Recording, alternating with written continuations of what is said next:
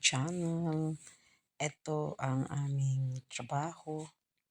Bago mag-umpisa, magkakatay muna kami para ialay sa ating buong may kapal para sa safety ng mga nagtatrabaho dito. Tsaka magandang yung project natin. So ito, nagkatay kami ng isa.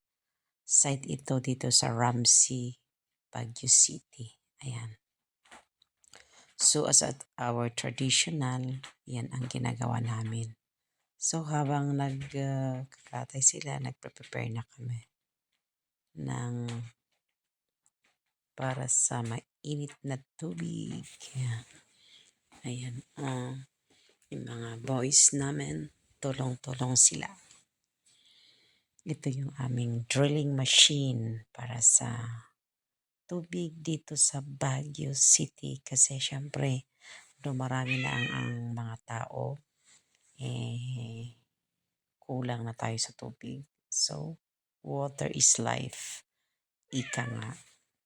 Ito ang site namin dito na isa. Malawak ang space dito kaya ang ganda ng kanya. Ito si Uncle at saka si Mr. Siya yung uncle namin, uncle ni Lalakay na nagdadasal sa mga project namin. Pag bakanti siya, siya yung tinatawagan namin. Kaya ayan. Tulong-tulong yung mga boys kasi itong site dito, sila yung mga nandito. Yung iba naman nasa other side. So ayan. Kailangan natin ito bago mag-umpisa na ang ating trabaho. Ayan nagkakatay na sila. Nagulat yung mga boys kasi si Mr. ang nagganyan, hindi nila alam. Kaya siya yung tumira na. Nagulat sila, bakit alam niya? Syempre nung bata tayo ganyan ang ginagawa nung mga bagets pa. So ayan, tinuro niya kung paano.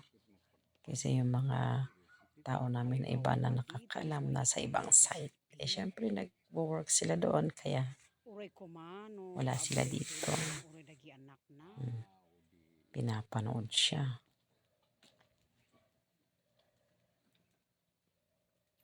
Diba? Ganyan Yung boss ang nagkatay na. Galing.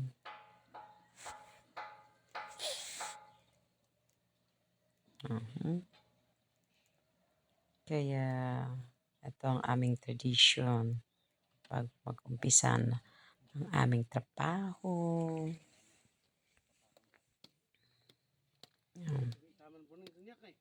Yan. Tinutuloy na nila. Tinuturo din nila kay kung paano slicein. Ganyan. Diba? Ito din ang aming panganay, si JV. Ito na yung aking uncle. So, syempre, bago magdasal muna kami. Thank you, Lord, sa mga biyaya niyo sa amin.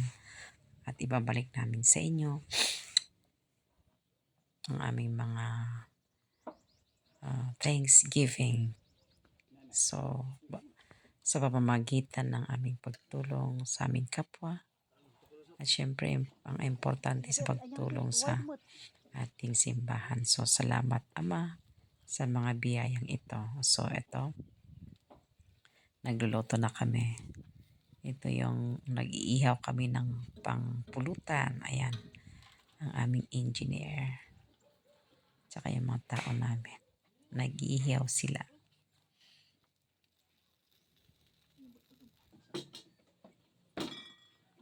Habang kumakalaw. Gumagawa na sila ng aming pulutan. At ako naman magluluto ng dinuguan. At syempre, tapos ng pagluluto, kainan na. Oh, di ba? Salo-salo na tayo, kainan na. Wala yung mga ibang mga bisita namin, kami lang. Hapon na daw sila makapunta kasi this is Sunday kaya wala sila.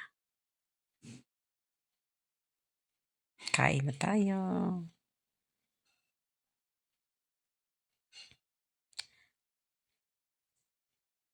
Oh, kami-kami lang kaya seke. Hanggang dito lamang. Goodbye. Thank you for watching sa aking mga videos. Thank you very much. Bye-bye.